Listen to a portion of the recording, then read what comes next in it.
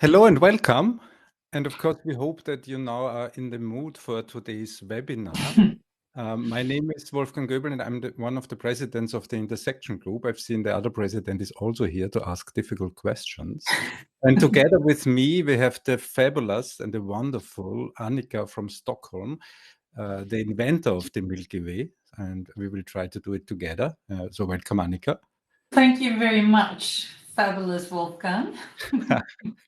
I think we will give our best, no? I mean, maybe it's not as Yeah. good as the solo, of course, but let's see Right. what we can do. In the beginning, just a few words of who we are. So we are the Intersection Group, a not-for-profit association based in Vienna, but we operate internationally with the only mission to help people create better enterprises. So we believe that it's long needed that we have enterprises that are better. And to do that, we are trying to publish as much as we can. So we are working on a language that is called Edgy that will be launched end of March in the first version. And we are running a community. So you're now part of this community. So let's stay in contact. So we run events like a conference and we write books. So that's our pattern book, for example. But that's not the reason why you're here, to learn more about us. Probably you're here more to learn about this wonderful tool of the Milky Way, which is a map that helps people to create better enterprises. So to bring people on the same page, maybe, Annika, no? Exactly. And yeah, so why would we need another enterprise model, another map among all the other ones? Well, put yourself into the position of you're in one of the meetings. I think we all have been to meetings. A lot of people are coming from different parts of an organization. Somebody presents something and everybody's listening and thinking carefully. And after the presentation, there is some room for reflections and thoughts. So if you take the next one, now we take a peek into everybody's head in this meeting after with somebody that has been presenting.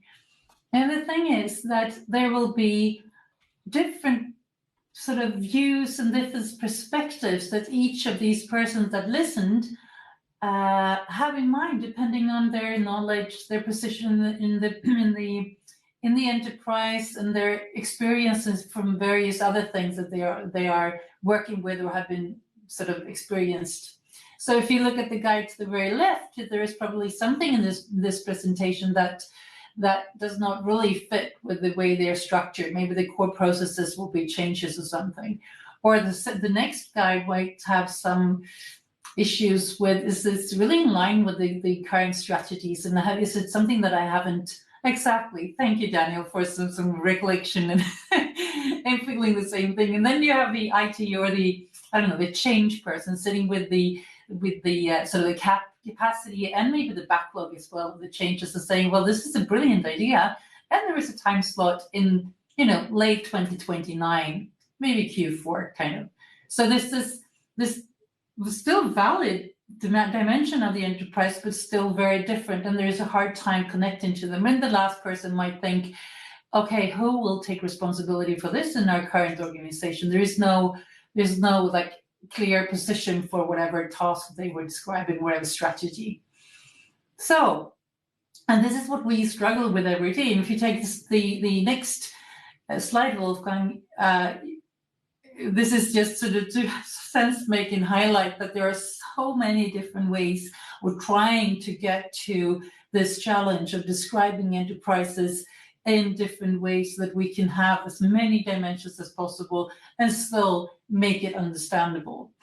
And it's really, really quite a task. But if we take the next slide and we think of this meeting and saying that instead of having another strategy being presented, we have a new colleague. And the guy or the lady is saying, I come from Fiumicino near Rome in Italy.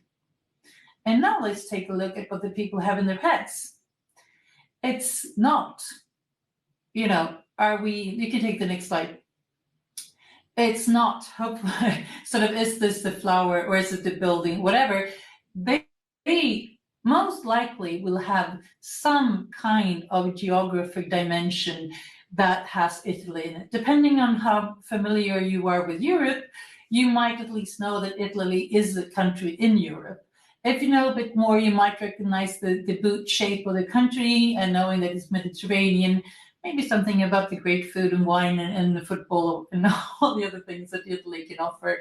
And if you maybe have been to Italy, you might have a reference of Rome and know that the Fiumicini is actually a town not too far from Rome, but on the coast side. And if you've been to the town, you might even remember the channels and walking by them, and maybe even remember the piazza somewhere. And the point with this is we have established a shared geography when it comes to maps of actual countries, continents, cities, and so on. So we are able to sort of use the same reference, but then zoom in to different layers, depending on how much you know about a specific country, a specific place.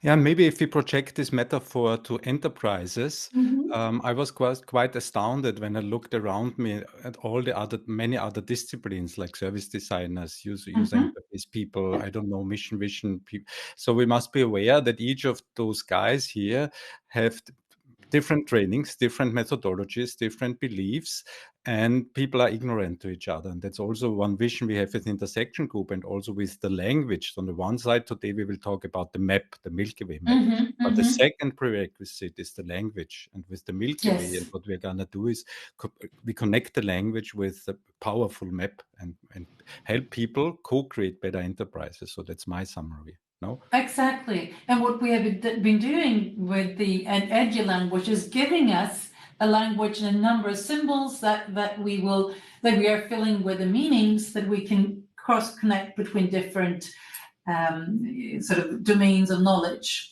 But if we take the next slide and think of, is it something with this geography thing that we can use when we think of creating overviews and maps of enterprises? And this is actually something that struck me after being so frustrated for many years. So back in, 2013, I started sketching, and I realized that, yes, maybe there is something. Of course, we cannot use the actual geography of a country or of a continent, because it's not interesting to know that we have offices in the north or in the south. We need to find some other dimension. So if you take the next one, and then I will give you sort of the first thing that you can look for when you think of an internal enterprise map and a geography.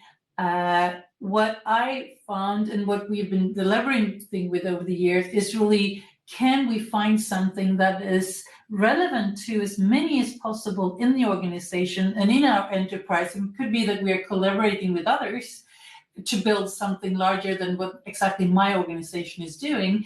But if you think of the value flow as a kind of a geography parameter, giving us some space positions, then we'll find something. So if you click up this simple little enterprise around the hub here, we have some innovation capabilities, we have an ability to produce our products, and then we go out and meet customers.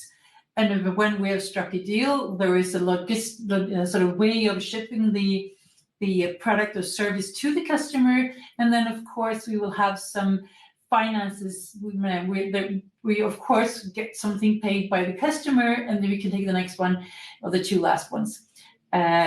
And of course, we might have some costs to suppliers. And then in the very end of this sort of value flow, there will be a space for how can we evaluate how well was this done? How well was it received? Did we make any money? Was it a good deal? Is it sort of in line with our purpose and what we want to be in the market, and so on? So by this little hub, we have created ourselves a first attempt on a business geography upon which we then can start to create an enterprise map that is using these different dimensions. So if there's something that has to do with innovation, something that has to do with product development and so on, it's most likely going to be positioned in the corner next to this light bulb. And if there's something around logistics, shipping, customer interaction with the deliverables, most likely somewhere around the lorry over there on the other side. And maybe it makes sense also to understand that this is, you have an initial understanding. That's at least that's what I understand, right? Yes. So when I have a new assignment in a business domain I don't know, I can start with something like that, and it's my current very limited understandings. But for me, it's very important also to say that as you learn, you might refine also this cycle. Yeah, so it's not the one that it doesn't fall from the sky, and it's just it's a process, no, that you get an established geography. Exactly, and you create knowledge, and then you realize that maybe the first idea of the value flow that you had was not ending end-to-end, enough end-to-end. Maybe there were some things in the beginning and something in the end that you missed, or maybe even some things in the middle. But the point is that I'd like you to take a piece of paper and do some scribbling as we speak now. Sort of draw yourself a little hub and then see what is the essential steps of the value flow that the enterprise that you are currently active in is sort of recurrently sort of getting back to when you work with your way of with a way of creating value to your customers. And like Wolfgang wrote in the chat, once you have some kind of scribbly idea, we would love to share them a bit in the end of the session. So please take a little picture with your phone and send it to this hello@intersection.group so we can see what you came up with. Yep. As soon as experience and sort of start experimenting is the way to learn new things. So let's go and see what you can find. Let's see, but you stay attentive because we have a lot to talk about today. Maybe the next question is, of course, what to put in this cycle. So what are the elements, right? So this is the cycle. For me, it's quite obvious and understandable why we organize it around such a thing like a flow, because that's pretty natural. That's at least what I feel, right? But what are the elements we want to put in this cycle? And everybody knows this man and the famous book, Start with Why. And we thought it might be a good idea to use his onion rings here, right? So you have the why in the center. Why are we doing certain things? What are the purposes of our enterprise, of our endeavor, mission, if you want? So that's the purposes. And then we have the how onion ring. How are we doing it? Architecture, exact, what are our processes, which IT systems do we need, and so on. And then we have the what, so maybe the outer ring. If you know the Agile language already, that's the red facet, the experience facet. What is it what we as an enterprise offer to the outer world? Which products, which tasks of this company, of our customers and other people do we want to support? So I think we were quite inspired by the start with why, and that makes a whole lot of sense. And so our answer is, okay, you start with this cycle flow. So you have a cycle, and then you ask yourself the why, the how, and the what question. So and that's what you can start on a napkin, and we encourage you to do that as well. So if you send us in your napkins, maybe think of some whys of your enterprise, if you some hows and some whats maybe. Yeah. Exactly. And it's sort of, but when I started with this way of scribbling, I was very focused on the architecture point of view. So it was really this architecture and the how are we structured to be able to do what we do. And then it was in the discussions together with Milan and others in this community, I think maybe you too, Wolfgang, in the early days, where we realized that there is a way to add the customer dimension, the what role do we play in different people's lives that are outside our organization or enterprise, which is adding the customer dimension, which is really, really powerful when you move to more outward looking way instead of this very internal way that architecture might be if you don't get the opportunity to sort of get it a bit more inside, outside and in. I've also started my career from the how session, and Mm-hmm. it took me 3 years working with Milan, who then came up with this facet model, which for me is Mm-hmm. really awesome. And so, I think what we have done over the last 3 years is we had this beautiful idea and powerful Milky Way map that came out more of the how facet, yeah, and flows and capabilities Mm-hmm. and what's going on. And then Milan 3 years ago came up with this picture, and for me, I was blown away to see. Okay, in enterprise, if you look as an enterprise from a holistic perspective, my perception was so limited on these processes and IT and how can we deliver products. Right, we are quite often trapped in our reality, in our IT projects, in my cases. So I started my career and my thinking in this blue, maybe similar, Annika, the same on your side, and we dealt only with how are we operating, yeah, which processes, which capabilities, and we will talk about capabilities in an instance. But with the Milky Way map and with Edgy and the facet model, we say there are three perspectives on an enterprise. And you can look at elements like processes also from an experience point of view and from an identity point of view.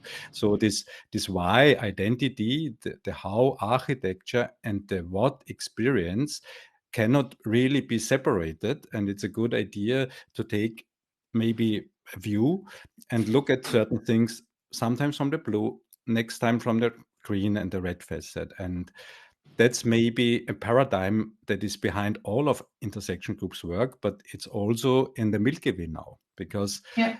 we now have the green, the blue, and the red facet also in these circles, no? And the interesting thing is when you combine these things, it's so clear how they interact with each other. And if you design them in a good way, they will strengthen each other. And if you somehow get a bit off key, there can be negative loops that is actually shutting good things down because of not well through designed relations or things that you didn't see when you did the initial design that at least I think are easier to spot when you use a map like the Milky Way with ability to move from different dimensions, looking at different challenges using the map. I think with that, we also want to nudge people that Mm-hmm. might be deep in the how to ask the why question. That doesn't happen that much. Yeah. If you're coming from enterprise architecture, from engineering, we want to have our solutions. We want to solve things, processes, IT, and so on. How, right? And with the Milky Way map, we want to connect the capabilities in the blue with the purposes in the green, for example, Mm-hmm. and also, of course, with the customers. If you ever work together with service designer or or if you are a service or UX designers, if you ever have worked with the IT people, you know that this thin blue line in reality is a big black gap. Books. Yeah. Yeah. And I think that's for me a beautiful thing about the map is we want people from many disciplines connect in a single map and make them understand how their point of view is related with the other facets. Yeah. And the way we are doing it, quite straightforward. So what you see here is the template. So that's an empty Milky Way. And in the center, as we have described, we have this green, the identity. So what we put here are purposes. Why do we exist, for example? And then we have the middle ring here, the bluish ring.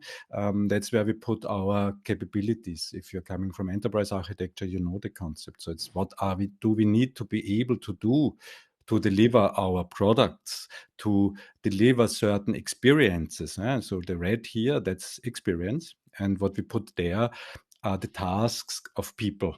Quite often the tasks of our customers, but it could also be the task of our investors or other people that are involved somehow in the enterprise. So Mm. the layout is pretty straightforward, right? So in the center you have this value flow, this cycle. So here we have built, develop markets, optimize, learn and optimize, learn and optimize. Yeah. So some names of these segments, maybe some steps in these value flows, activities in these value flows. So in the center we have this, so this cycle that drives the whole geography. Mm. And then we have the inner, the middle, and the outer circle for capability purposes, capabilities and tasks. And we don't want to talk too much about edgy, so the slides is just a few definitions. If you're interested, there will be the edgy launch will be end of March. There will be a big LinkedIn live event there. You can learn much more about the Oh, we got language. some locals. Hamburg. Is it? Is it That, Hamburg? that's the sorry. It is Hamburg, is it? That's the Hamburg railway station. Brilliant. Thank Okay, you, Oliver. thanks for the tip. Okay, we don't know.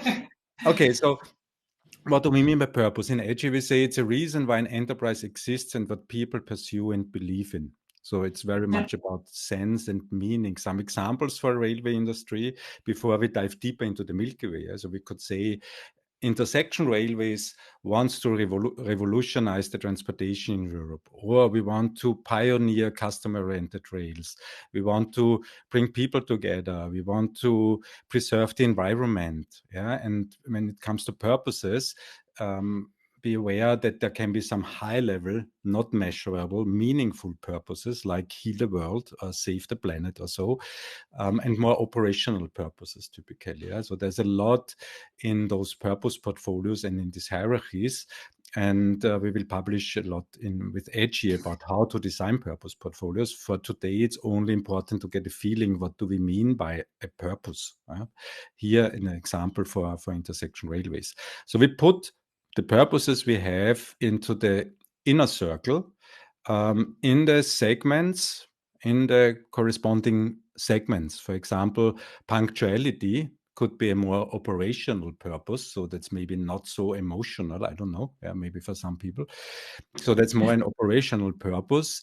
And it's related to product delivery. So for that reason, the purpose is here in this segment.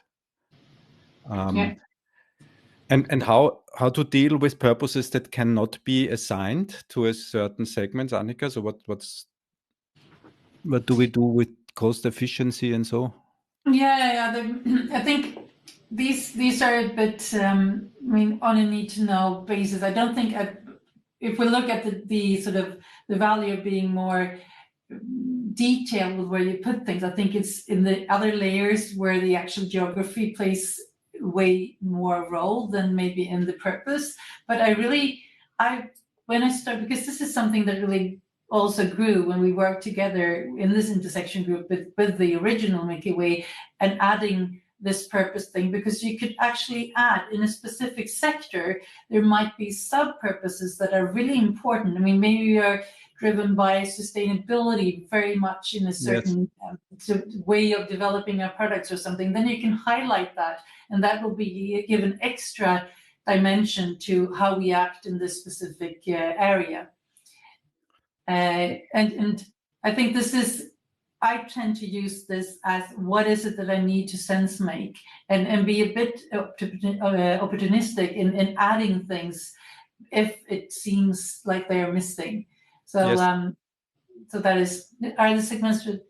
It is a suggestion, Peter, with the segments, but my experience is that it's a good start. If you think of, you have, like I did with my little sketch, there is some innovation, there is some product ability to produce it, then you sell, then you deliver, and then you kind of do the follow-up and the finances. But you need to figure out exactly what makes sense in your own context. But I think the 4 sectors here is a good start for most enterprises, I'd say. I also think you must tailor it for your special purpose to make it more real world, not too generic. I think that's a good idea. Yeah. And maybe one thing to add, purposes don't fall from the sky. So what I can do in this webinar, hey, these are the purposes. And now we put it to the center. So it took us 2 seconds to do that. We all know how many difficulties companies have in finding their purpose. So that's a long process. But what we see today is that companies, people who define the purposes or a mission statement, usually, you all know how this works in companies, and then they put some content on the web page that says that's our new mission statement, and that's usually done in a very small group of people with the top level executives and some external consultancies, and then we have the purposes imposed by a small group of people on the whole enterprise. That's exactly not what we want to do with enterprise design and with the Milky Way, because what we want to do is we want to relate it. We say, okay, maybe executives, C-level, let's start with your purposes. They look okay for the first second, yeah, and put it to the center. And then maybe talk to the user experience people, to the service designers. And the concept we have in Edgy for the red facet and for the outer circle in the Milky Way are tasks. And in Edgy, we define tasks as what people want to achieve and get done with our help. So a task goes much deeper than an interaction. Yeah, that's what I've learned from you, Milan. And maybe I'm starting to get a service designer. I'm not sure. Yeah, but this example is just beautiful. So that's the task of what this guy wants to achieve. He wants to visit his girlfriend. Yeah. So and he doesn't really care if he takes intersection railways or an Uber or an helicopter if it weren't too expensive. So that's the actual task. And with this task concept, we want to make one step closer to the reality of people and what they really want to pursue.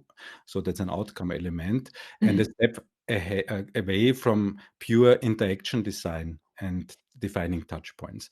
So, and if you look at the tasks of a passenger, maybe we could say, okay, we start with some trip ideas here for business trips and so on. And then we choose date range, and then we choose maybe a certain route. Then we get an approval. So these are all possible interactions with intersection railways, but that could be also interactions with Google, for example. So be aware that on their journey and to fulfill the task to meet his girlfriend, that this guy interacts with several companies. So it's not only us. We can only hope to appear in his journey, and we want to be attractive and offer a cool experience. And so there is a methodology, top task. If you're more interested in it, there will also be webinars more specific in the red facet, and it's also part of Edgy. The task concept is big. And so what we are doing now in the next step, we talk to the service designer, UX designers. Maybe they have already some customer journeys. We refine them a bit, and we run some surveys. So there's a whole lot of methodology to try to understand the task of people better. And you all can imagine what happens now. Of course, we put the tasks of the passenger here. So now we depict the passenger here. And these are some tasks, some steps in his journey, maybe. And we put it to the outer ring of intersection, of the Milky Way, sorry. And there could be other people as well. So we could have a contractor and other shareholder maybe that are interested in their investment. So we must be aware that outside of our enterprise, there are many people and many roles involved in the enterprise, and they have various interests. And we could show them in a single Milky Way, like it's done here. But we could also say, okay, for the moment, let's focus only on a certain journey of the passenger. And these are some steps, and we put them to the outer circles. Again, we try to align those tasks to the segments of the Milky Way. Yeah.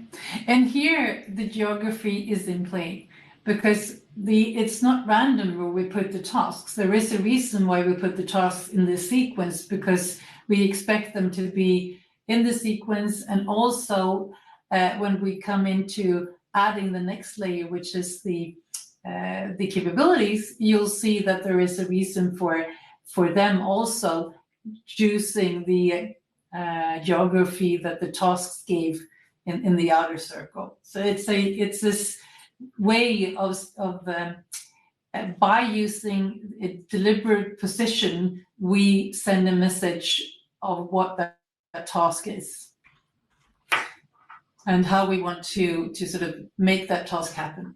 Yeah, and there's a question, is task the right word? This was also a question I've had, but we weren't able to find a better one.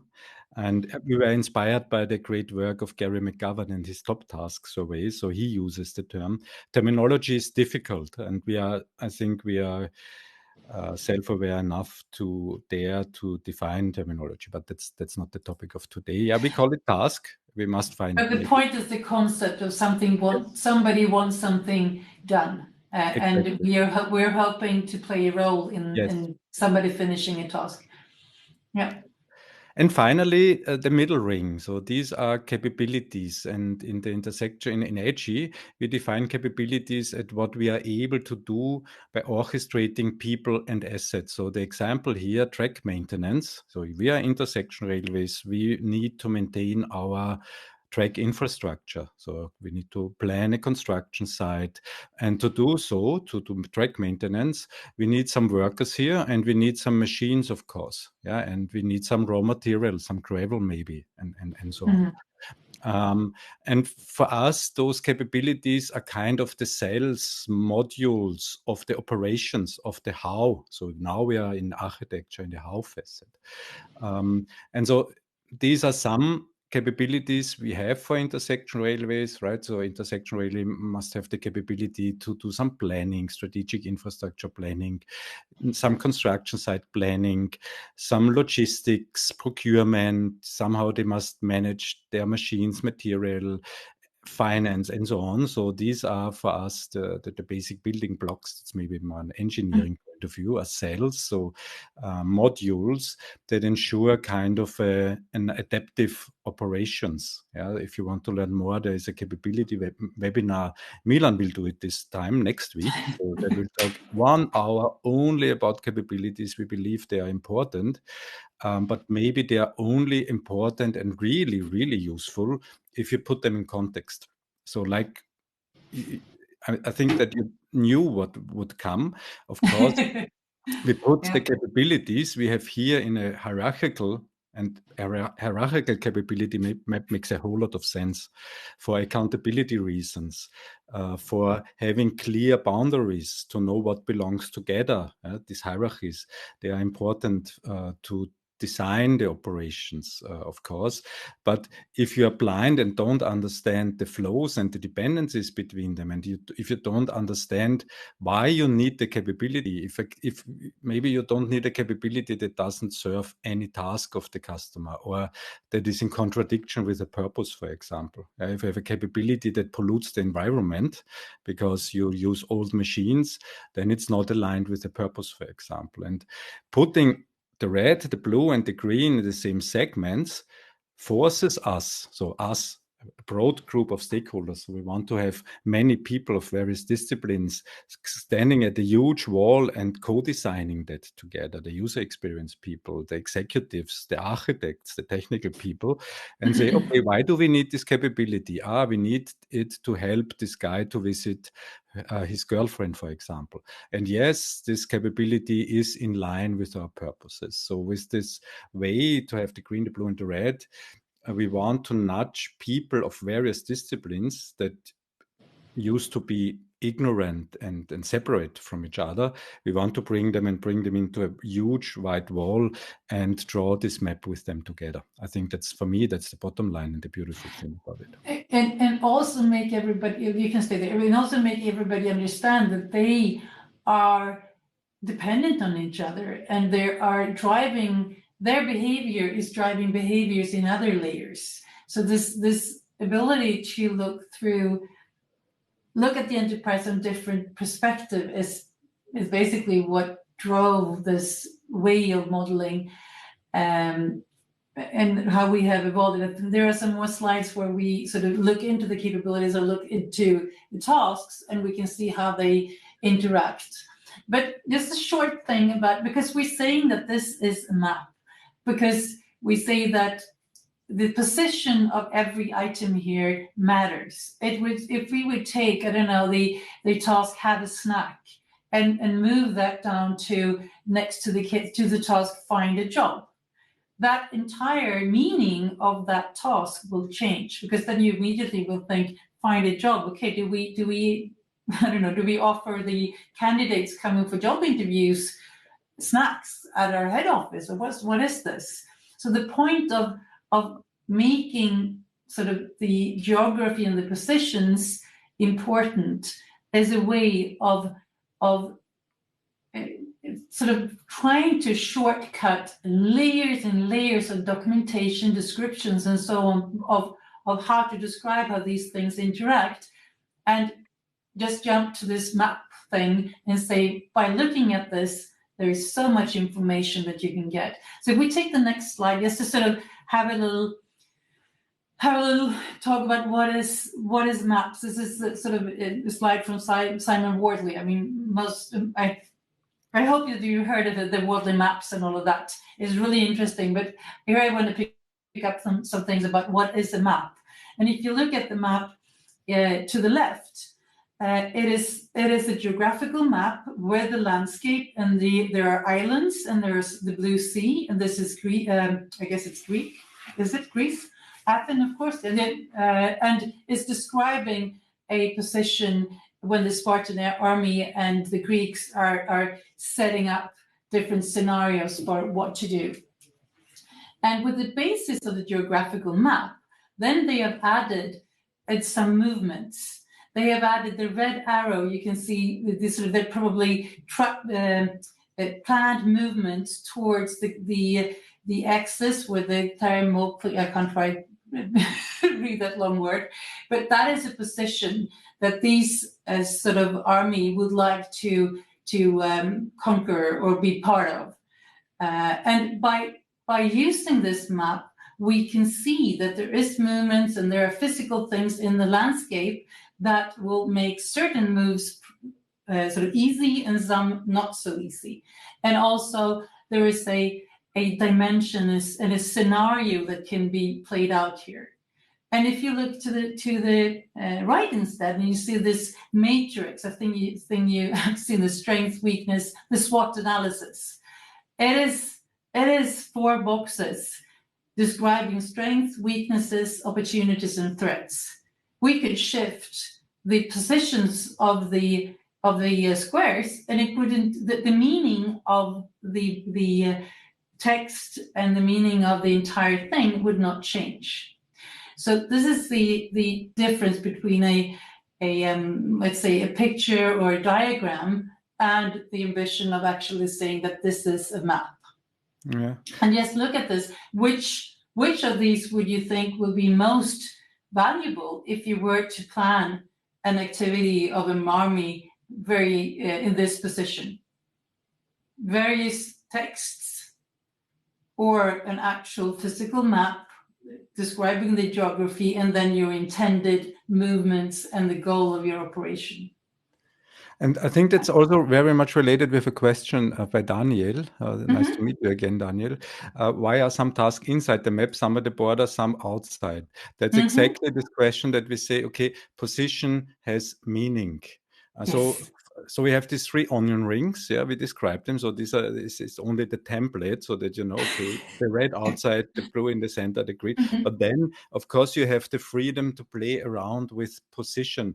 And in this example here, for example, you could say, okay, that's a task that is done outside, maybe not so much related with our enterprise. And the closer you move the task to the blue, the closer it is to our operations, the closer it is related with us, because we must be aware that most of the tasks of this passenger he has per day has nothing to do with us.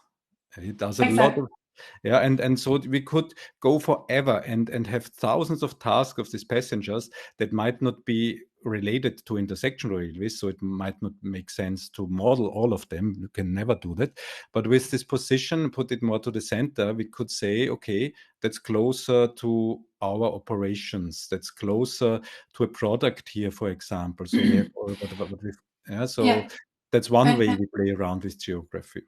And also, depending on, I think you can go back to the last one. Because when you, now this is an example, so it's simplified, but if you do this in real life, there will be a lot more capabilities. That is at least my experience.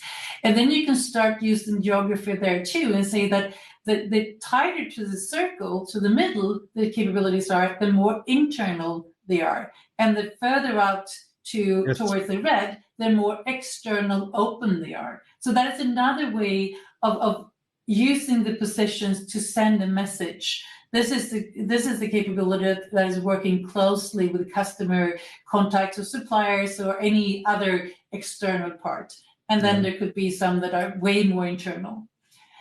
So there are different dimensions. If you go back to the nerdy slide of all the dimensions, this is I don't know, this is a slide of trying to sort of sense make what are the different things that you can show in a map like this. And the first dimension going the vertical one is saying that there is a line between strategy, most likely in the bottom part of this map, and more operational further towards the top. It's not true every time, but most of the time, and it could help you when you start. And then the second line is sort of the horizontal one, saying that there is one of making and sourcing, preparing for offering to the customers, and then on the other line there is more delivery and learning. And again, these are principles, it's not rules.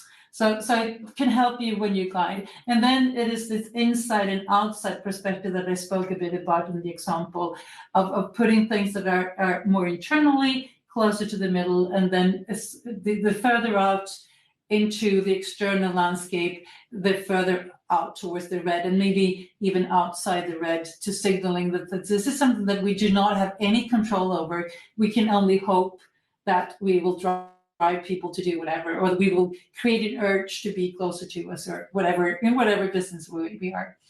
And then also we sort of had some ideas around what are the main characteristics of the people that, or the groups that we are interacting with. So most likely there will be maybe suppliers and others shipping into our ability to create whatever offering and the products or services we're delivering will be in the section near strategy and making, and then there will be prospects, potential customers, and then hopefully we sort of move them into being customers. And then in the end, there is this interesting thing of being an enterprise. You need to make sure that you have enough funds to sort of be able to develop your own organization further, and there you might have investors or others that are interested in our results. Maybe we need to speed up a bit. Yeah. I mean, one of the beauty of this map is that you need only 3 elements, not 35 like in many modeling languages. So in the center is what we as an enterprise want to achieve, what is it what we pursue, the purposes, our purposes, and as a group of people wanting to achieve something. And then on the outer side, okay, we try to understand what people wants to achieve and how we could help to fulfill their task. That's easy. And then we have the what do we need to be capable of serving their task. So that's pretty straightforward, but there's something important missing. Yeah, I don't know if somebody has an idea. And I think the full power comes from adding the flows between them, right? So in that case, we zoom into the red facet and we try to understand the dependencies, and there's also the time, and we could tell a story. A story means, okay, with task 1, then maybe the next. We try to understand the journey of the customers here. No? I think we're getting into it, Marcel, and I think also Peter has some comments around, can we do scenarios? And this is when we start to play with this map and really make the full potential of how can we play out different scenarios and make also some judgments on is this task being taken care of in a good way or not? I mean, you can see some green borders and some yellow ones. Maybe we have the get to station part really great, but get on train is a bit confusing. I don't know. But this is just your imagination sort of let loose when you start to do these things. But again, we still honor the geography, but here you can see that we have shrunk the capability parts because it might not be interesting for this task. So you can blank them out totally, but my experience is that it's really good to have some reminders of what is it that really makes this work in terms of internal capabilities, but not as granular as you might want in other views. So maybe we can take and we've added some illustrations here and some icons, which is also powerful. Yeah, so if you have a good graphical designer, it can make a whole lot of sense to try to illustrate capabilities or the identity task because the map should be as appealing as possible and attract people of all kinds, right? And if we shift our focus, so in this kind of Milky Way, we focus more on the blue aspects. So we have more capabilities. Yeah, if you're an enterprise architect, you can always decompose and what's the sub capability. Makes a whole lot of sense to dive deeper. And in reality, of course, a railway company might have some 100, 200 capabilities. Yeah, so that's also a simplification here. So it makes sense to say, okay, for now, let's not focus so much on the tasks. Let's do some granularity, but maybe we zoom into the blue facet. So we have more capabilities here. And we could, and that's for the IT guys here, and some people, I think we have also people in the network who already connect the capabilities with the IT applications, for example. Right? So, and there, as you can see, the task, we don't focus on the task very much. They are just there. So we still know, yeah, it's about getting on the train and then heavyware. And now it's getting, okay, which IT applications do we have that support certain capabilities? And the next one is even better. Yeah, and it's complex. But the world, it is complex. So now we're adding what might look like integrations. And then maybe the map starts with mapping integration, but in actual life, it is every integration is a business relationship in two different business capabilities in some shape or form. So once you start with this, I'd urge you to start to look for integrations and then move from the IT integration and see what's hiding behind this. It's a sort of sharing of information. And you can start also from the other way. What dependencies, what capabilities do you need when you perform your work in a capability? Just by interviewing people, you would know how it's connected in a flow. I need to have this from these guys from before and further down the sort of earlier in the flow, and I'm sharing my results with others.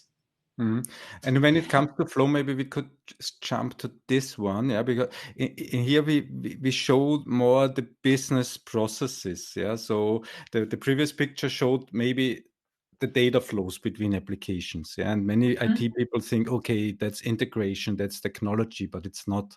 At the end, flows is about passing information or physical parts, maybe between capabilities, quite often also between teams. So what we do with these arrows is, or maybe with combining this more IT related, maybe I think the next slide is better. When we combine, no, the one, the number 34, the one after the one you had, because this there one? you really see, and then the next one, because this is really interesting when you can combine, this one back. Yeah, because here we are looking at how we can combine the internal view of how the capabilities are interacting with when we start a customer task and how the customer is doing things. And we need to prepare on the inside to be able to facilitate that the customer that check details and potentially have a ticket with us actually has a train that will arrive and there is a place for it and it's clean and it's, whatever. The restaurant has some snacks for him because we offer that in the app and so on. So this is a way of describing really simplified example of how the internal sort of landscape, the internal network of all the capabilities are co-creating a great experience for the customers.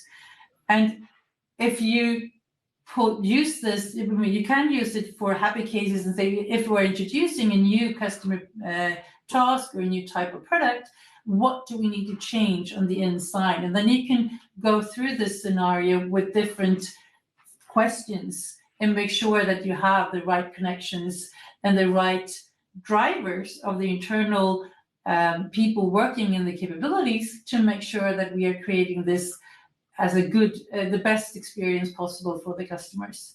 It's a way of moving both internally and externally at the same time. Yeah, and for the first time we introduced products here. And what I like in this diagram is there's a lot of flow, and flow means dependencies. Yeah, so we say, okay, the passenger needs to get on train, and we offer some onboard services so as kind of a product.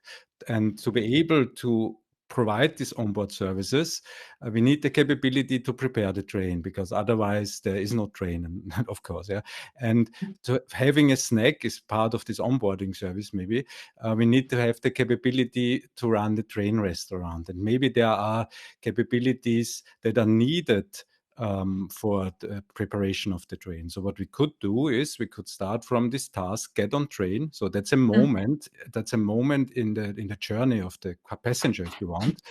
We fulfill a task. So he hops on the train. What do we need? Oh, we will need to deliver a certain product. What do we need? We need some capabilities to deliver this product, and these capabilities might need other capabilities. And if you look at it from this perspective, the IT applications, that's where I'm coming from, get a bit farther away. They become a means. Yeah, so we believe that capabilities should be the way to do architecture, and the IT structures can be pretty much derived. That's a discussion for another webinar. But with that, that's exactly what we want to nudge people. Yeah, we want to nudge them. Think about your tasks, of the task of the passenger. Think about your purposes. What do you need to deliver products? Yeah. How is it? And so that completely changes your mind away from this, how do we integrate our IT applications, to more why related questions and to more customer related questions. Maybe we should take the next one and just to wrap up with that and open up for some questions. Yes. What do you say? I think we take the one with transformation and vision. So we skip this one because take the next one. This one. Next one. The one with the different scenarios. No, next one. the one with the 3 circles. Sorry for no. The overview, transformation, and vision. Go back. This one. Go back. That's exactly. And then we just wrap it up. And there were some of you that was talking about scenarios and different things. And another thing that drove this way of working and this way of sort of sense making what's going on is also the ability to create clear sort of areas of prioritization and focus over a longer period of time. And everybody's working with roadmaps. Everybody's trying to get this one going. But the idea here is if we are able to show where do we put our focus in our enterprise today, and then 2 years from now, and then even 3 years from now, we really can aim for a better understanding of what does this mean for changes coming our way. So if you take the next one, then Wolfgang, and maybe you can take a look at the mails and see if we can look at the scribbles that we got. Nina said we had some. Then we can make our own organization be better at judging. Is it worthwhile that I pitch a proposal of an investment in any of these 2 areas? If you remember what it said, probably you didn't, but we were saying that we will focus on the customer journey going forward, and we will not focus on the internal recruitment or anything in the sort of tasks that were related to our own business improvements. So by being able to read the 3 different stages and the focus areas, we can immediately say that, yes, if you have ideas around improving customer journeys, that will be on the table and potentially something that we will invest in, but we will not invest in the improvement of the recruitment process. So it's a way of sense making, again, the strategy from, remember, one of the first slides.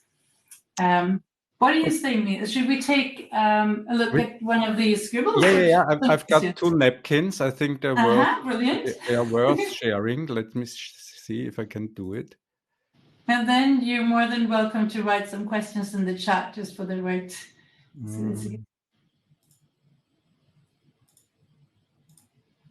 So there's so many good questions. Is it that I remember that I recognize this scribbling? Milan is a brilliant illustrator. Of course he is. But it's an interesting, you start with the track geniuses, and then you build a community, you co-create tools, you reach out, this is what we're doing, right? And we drive and adopt these conversations, we help enterprises, and we learn and improve, and then we have like another go. Yeah, why not? Brilliant. Well illustrated. And I like the icons again and the illustrations because make the Yeah. maps easier and appealing. And let's see, that's from Sebastian. Monetary decision operations, investment. That feels like finance industry. Yeah. No We need icons. them. Yeah, but that's a serious business, right? no, but it's brilliant. It's really sort of how do we sort of see the way we work as I guess it's a financial institute or bank or something that has a lot of different parts. And it's not that the first loop is perfect. It's more start thinking this and then you try it together with some others. I usually ask people that take classes when I teach this, is that tell the story of your enterprise. What's happening here? What do you want this to be? And then usually you see if the story holds together or if there are some steps missing or maybe they came in the wrong direction, wrong order. It's really good. Thank you so much for sharing. Okay, I mean, what we could do, we could wrap it up just for 2 minutes. So I just have two or three more slides to wrap it up. I can share my screen again. Yeah, here we are. And then, so we are a bit running out of time, but for those of you who can spend another 10 minutes, I think, Annika, we have time and we are here around. So if you have some questions or discussions, then we can have these discussions. So the very final slides, and we skipped an amazing example from Scania because maybe I should do a no webinar to get time for this. Yeah. I mean, this is just a bit of a promo. So if you like what you have seen today, stay tuned for the EDI language. So the specification and the big launch will be March 29th. So that's the language, a language for doing enterprise design, which is a foundation for the Milky Way, but much more, many more tools we want to publish in the upcoming years. And there's this design patterns book. I must promote it because, of course, it's excellent. Please, go to enterprisedesignpatterns.com. There are also some recordings on our webpage if you're interested. 3 weeks ago, I think Annika and I gave a webinar just only on the behavior patterns and so on. So these are 35 ways to radically improve your impact on the enterprise. And we have more webinars. So next week, Milan will provide the webinar and I will be in the audience and ask the hard questions. So stay tuned next week to learn a lot about capabilities. We believe they are magic if you do them right. They are a big change if you do it right. And the week after that, I will explain that's more for the nerdy enterprise architects, a bit provocative. So we'll tell a story how to make your enterprise architecture practice work. So what are key things you could change to finally have the impact you want to have? And of course, for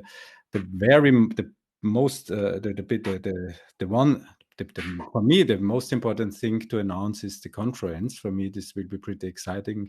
In the city that gave birth to me, and I will come. You can meet Annika and Milan and me and many others in this beautiful room here, in this beautiful setting in our intersection, in our university.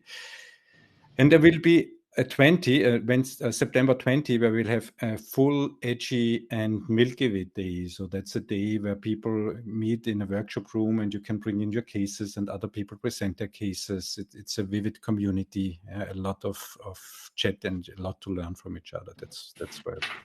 And otherwise, stay tuned. Follow us on LinkedIn or send us a mail. I think we are curious always to get some feedback. Oh, yes. And some ideas. And thanks if you have more questions, just sort of shoot away. I have a few more minutes of Okay, so let's jump into the questions, right? So and my comment about the book, it's not a book on how you do Milky Ways, definitely not. But while doing your own map, there are definitely tools and patterns that could be useful in terms of how you ask questions, how you get involvement, and those type of things. Just to be clear what I meant by my comment. Okay, I'm just browsing another questions. Okay, Milan answered some of them already. Yeah.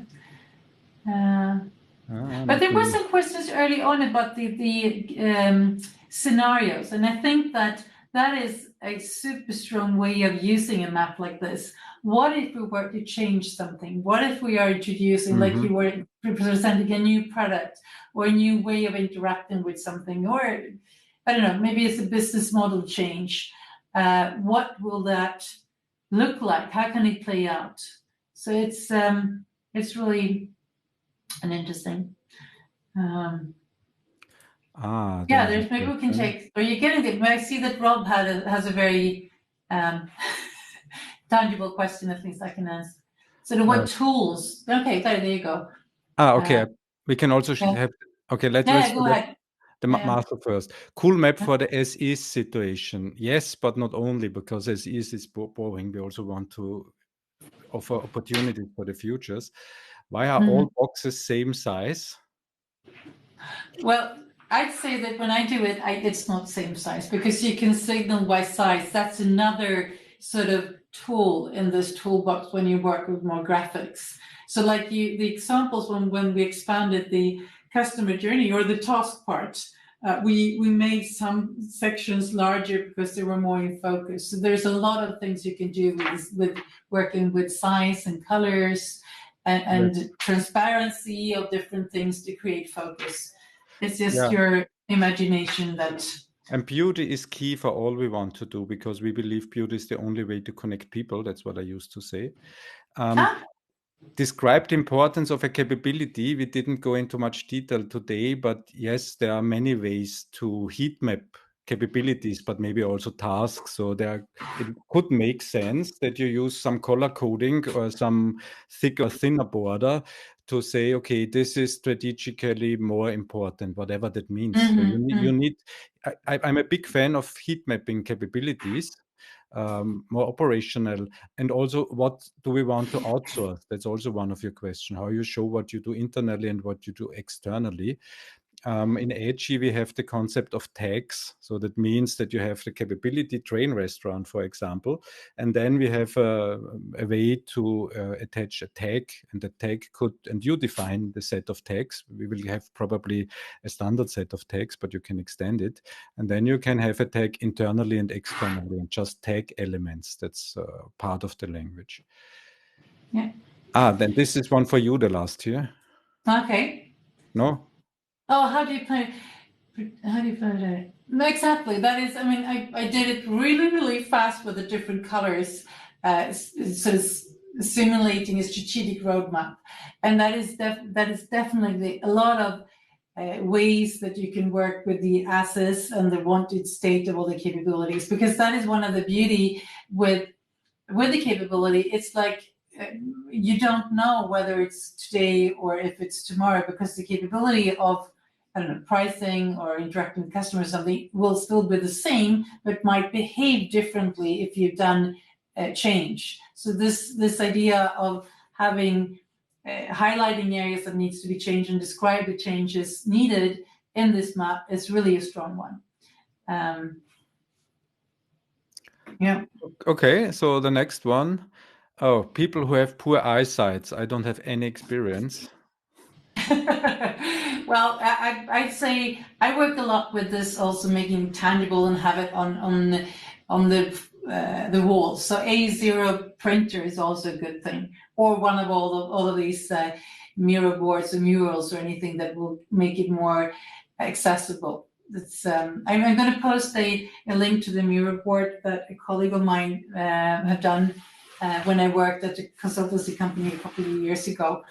Which could be a good start, and I think that is something. And there is connections to some parts of a book that my colleague and I wrote together. So yeah.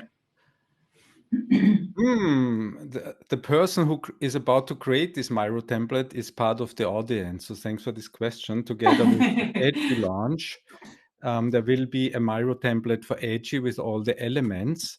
And in Edgy 20, Milky Way will be part of Edgy 24. So we will release it in Vienna in September. as a preview version. Usually we publish it in September, so you will be invited if you're interested to be part of the reveals group.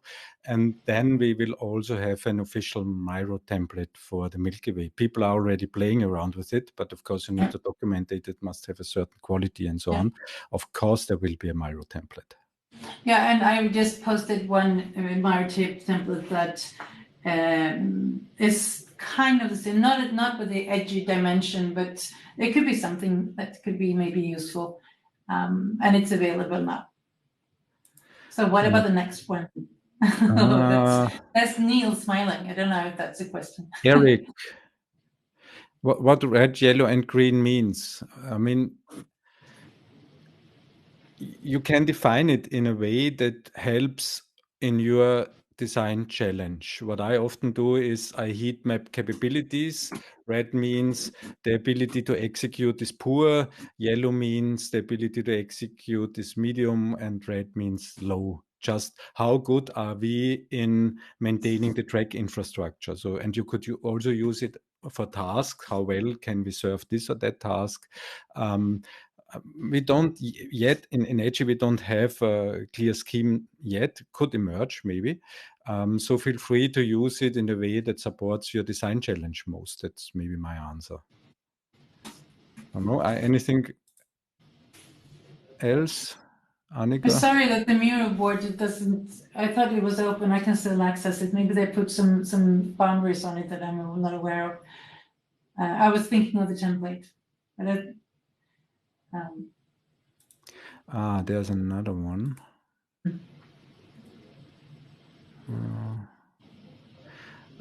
This one by Rob. Yeah, I can just share what I'm using. I'm using the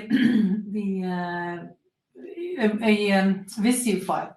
And when you saw some of the really fast, we have been working at Scania, where I'm working currently. We have done sort of icons for each capability to make the map easier to read and not make all the capabilities look the same and all the different sort of to get more variety.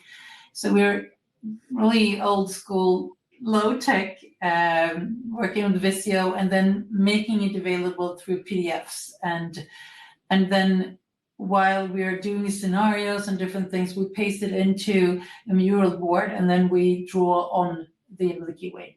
So that is how we are really trying, sort of making it as low tech as possible, but we also are integrating it and finding ways of linking it to a tool called LeanIX, because that is one of the things that we have on the architecture side. And the answer from Intersection Group, the official answer is that we already have 2 partners that are about to implement Edgy in their tools. So that's a Qualiware and BizDesign. I can name that. It will be announced March 29th together with links to their tools. So if you have one of them, Edgy will be there at this end of March. And once the Milky Way is officially released in Edgy 24, I'm quite sure, I mean, the people are not there today, that it will appear also in at least those 2 tools. So we are getting more and more inquiries by tool vendors.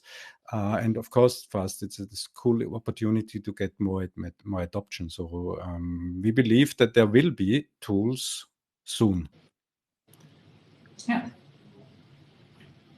Okay, running out of time. We are already out of time, and no more questions. Yeah. No more questions? No. Okay. No, but we're 11 minutes over time and it's 5. At least here the office is empty. Yeah, and still 23 people in the room. So thank you very much for your attention and for staying with us for so long time. And thanks, Annika, again for the smooth webinar. I always enjoy that. It's like storytelling, so it's a whole lot of fun. Yes, definitely. Stay tuned. Maybe see you at the next webinar, or maybe in Vienna. I can guarantee it makes sense to come to Vienna. And maybe let's play some awesome music. I want you to make a happy face, not a sad face. Yeah, but let's play this music so everybody gets happy again.